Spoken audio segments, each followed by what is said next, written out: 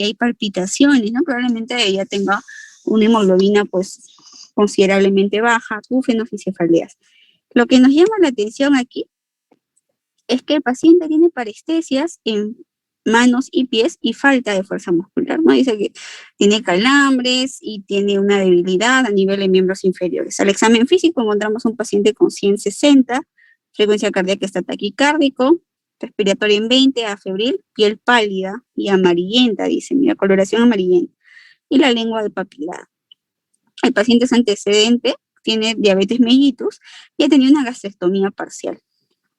Al laboratorio, encontramos unos leucocitos en 2500, hemoglobina en 4, ¿no?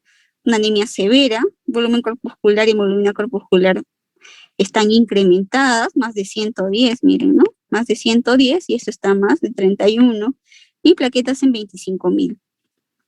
Estamos frente a, con esto tenemos un diagnóstico de una pancitopenia, ¿no? Están disminuidas las 3 series celulares, pancitopenia, y lo que nos llama la atención es esto, ¿no? Que hay una macrocitosis.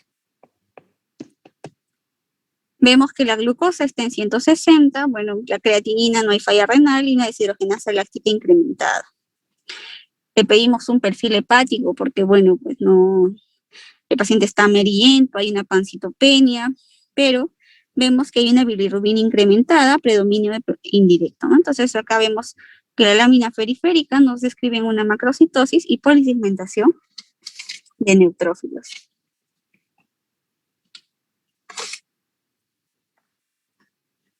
Entonces, bueno, ya salió el diagnóstico, estaríamos frente pues a una anemia megaloblástica, ¿no?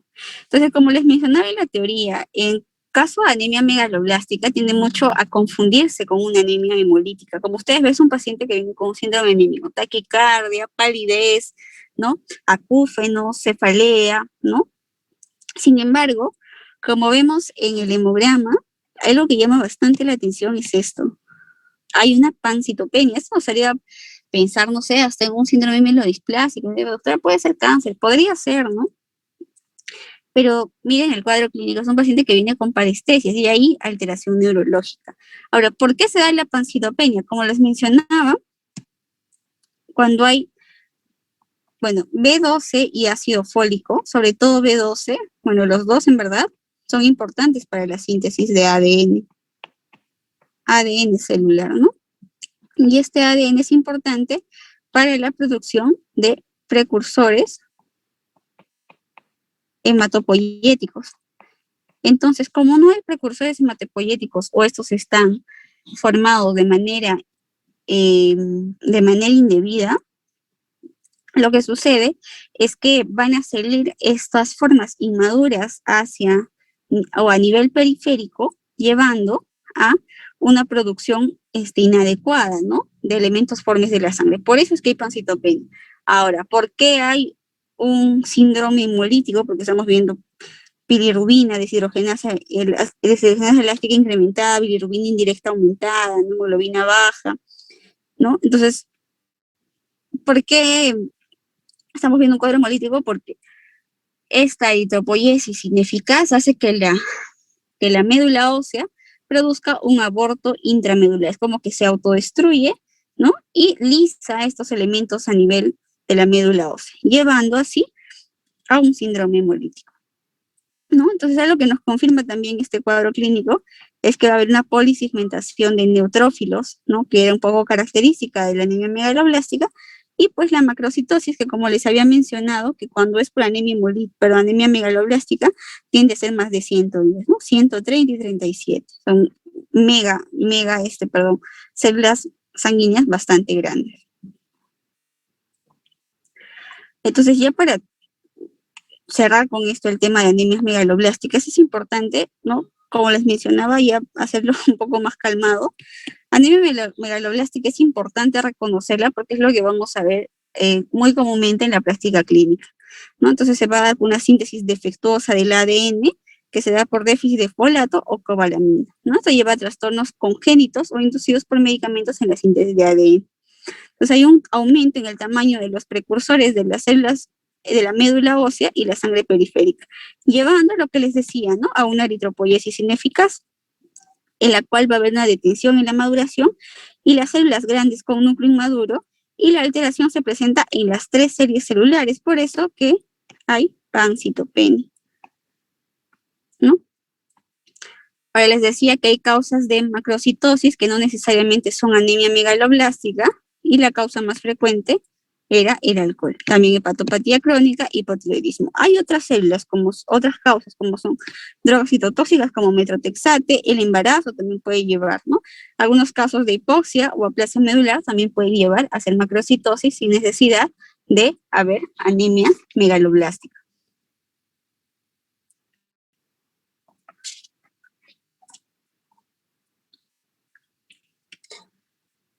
Ahora, lo que les mencionaba, ¿no? A nivel de sangre periférica, ¿qué es lo que se ve? Macrocitos, ¿no? Es decir, incremento de hemoglobina corpuscular media y volumen corpuscular medio. Pueden haber neutrófilos hipersegmentados, y tener en cuenta, para poder diferenciar la anemia hemolítica de anemia megaloblástica, muchos se parecen, ¿no? ¿Y qué tal si el caso clínico o finalmente el paciente que estoy viendo no tiene síntomas neurológicos? Bueno, pido mi IPR, que estará incrementado en anemia hemolítica, a diferencia de la anemia megaloblástica, que estará normal. Entonces, hasta 2% o menos a 2% será anemia megaloblástica, en cambio la anemia hemolítica sí estará del 2 hasta el 5% incrementado. Entonces, ¿con qué lo vamos a diferenciar? Con los reticulocitos. También podemos tener una deshidrogenasa láctica incrementada y una bilirrubina indirecta aumentada ligeramente.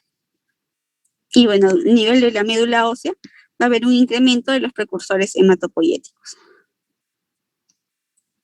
Entonces, lo que les decía, ¿no? ¿Por qué es más frecuente la deficiencia de B9 y no la de B12? Es sobre todo por los requerimientos diarios, ¿no? Como ven, los requerimientos diarios de B9 son de 100 a 150 microgramos, a diferencia de los requerimientos diarios de B12, que son de 1 a 2 microgramos. ¿Dónde los encontramos? En alimentos de origen animal, a diferencia de los B9, que son sobre todo verduras. La absorción se da a nivel de ileón distal, a diferencia de la B9, que es de duodeno, sobre todo a nivel de yeyuno, ¿no? Duodeno en realidad. Y cómo se ha transportado en el plasma como aptocordina, aquí como albúmina. Ahora, la forma terapéutica en la que se usa, hidroxicobalamina, y la de ácido fólico, bueno, como ácido fólico, la deficiencia de B9. Entonces, son algunas causas importantes de deficiencia de B12, ¿no? Nutricional, sobre todo en pacientes veganos. Es muy usual tener este tipo de anemia. Causas de mala absorción, ¿no? Gastritis, anemia perniciosa, que es básicamente los anticuerpos que hay contra ese tipo de células, ¿no? Alteraciones del factor intrínseco o una gastrostomía total o parcial, porque habíamos mencionado que el factor intrínseco se produce a nivel de las células parietales u oxínticas, que generalmente están ubicadas en el fondo gástrico. Y de las causas intestinales, pues prácticamente osteotropical, enfermedad inflamatoria intestinal, ¿no? Etcétera. Entonces, como les decía, la anemia megaloblástica es síndrome anémico, ¿no? Si hay deficiencia de B12, va a haber parestesias, puede haber trastornos intestinales, pérdida de peso, dificultad para deambular, entre otros, ¿no? Y puede haber incoordinación, pérdida de fuerza muscular, incluso espasticidad, ¿no? Entonces acá tenemos la lengua depapilada, la degeneración mixta de médula espinal, es una mixta combinada, ¿no? De médula espinal, este tinte ictérico que tenemos, ¿no? La polisegmentación de neutrófilos, ¿no? Etcétera. Y eso es lo que les mencionaba, ¿no? ¿Se acuerdan que les mostré en la teoría un cuadrito, ¿no? En el cual les decía que B2 y B9, ¿no? Están implicados ambos en algunas reacciones enzimáticas. Hablamos de esto, ¿no? Que cuando había deficiencia de B12 podía haber incremento de homocisteína y metilmalonil coenzima A, ¿no? Porque vemos que cobalamina está implicado en ambos, ¿no? De modo que si falta, no se produce ninguno de estos sustratos, de modo que nos quedamos con homocisteína y metilmalonil coenzima A, que estarán incrementados a nivel laboratorial, a diferencia de B9, el cual solamente hay incremento de homocisteína. Y un tema importante que pues ya no dio tiempo de tocarlo, lo vamos a tocar aquí, es el de anemia perniciosa, ¿ya? Anemia perniciosa, entonces, es un tipo de anemia megaloblástica, ¿ya? Que aparece en el curso de una gastritis atrófica de la mucosa gástrica oxíntica, ¿no? Entonces, prácticamente aquí se va a dar una ausencia del factor intrínseco, ¿no? Porque hay una alteración a nivel de las células parietales. Y eso puede estar asociado a procesos inmunológicos, generalmente cuando hay anticuerpos que van contra ese tipo de células, o un proceso maligno. Otras causas de deficiencia de B9 o de ácido fólico: desnutrición, metilismo, desnutrición, disminución, perdón, de la absorción en enteropatías y fármacos como anticonvulsivantes y anticonceptivos, el aumento del consumo de B9, como vemos en el pacientes gestantes damos, ¿no? Ácido fólico como profilaxis, o incremento de las pérdidas en enteropatías que pierden proteínas, también en hemodiálisis. Lo que pasa con la hemodiálisis es pues que durante la sesión se filtran estas vitaminas, no se pueden reciclar, de modo que tienden a tener deficiencia, y es un tratamiento que se da también a pacientes que dializan, ¿no? El tratamiento de ambas anemias, prácticamente, si vamos a dar de uno, tenemos que dar del otro. ¿Cuánto se da? ¿No? 1000 microgramos, que sería 1 miligramo semanal, o 5 miligramos por día, por lo menos 4 meses. Se ve a los 7 meses si hay respuesta en cuanto a deficiencia de la B9, y en cambio de la B12 generalmente es por 3 meses. Y bueno, en realidad esta parte de caso clínico ha sido más corta. Creo que he corrido un poco por la falta de tiempo, pero chicos, nunca olvidar que la causa más frecuente de macrocitosis sin anemia es el alcoholismo. Ahora, el déficit de ácido fólico es más frecuente que el de vitamina B12. Las anemias megaloblásticas son de tipo hiporregenerativas. El IPR va a ser menor de 2, porque mayor o igual a 2 ya serían regenerativas. Y así es como las diferenciamos, ¿no? Con esto, de una anemia de tipo hemolítica. Ahora, tener en cuenta que en el hemograma un aumento de volumen corpuscular medio puede coexistir con otras citopenias, y eso es importante.